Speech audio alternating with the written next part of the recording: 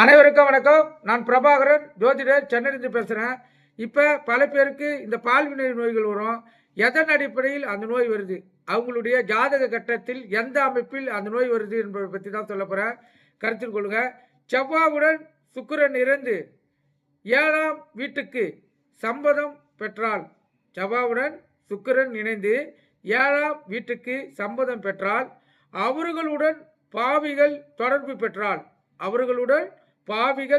பெற்றால், ஆணாக இருந்தாலும் பெண்ணாக இருந்தாலும் அவங்களுக்கு இந்த பால்வினை நோய்கள் ஏற்படும். கருத்தில் கொள்ளுங்க.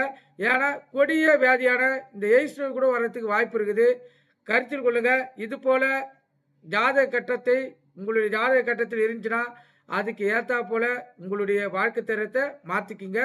அப்போ தான் நீங்கள் நிம்மதியான நோய் இல்லாமல் வாழ்க்கை வாழ முடியும். கருத்தில் கொண்டு பயன்பெறுங்க. நன்றி, வணக்கம்.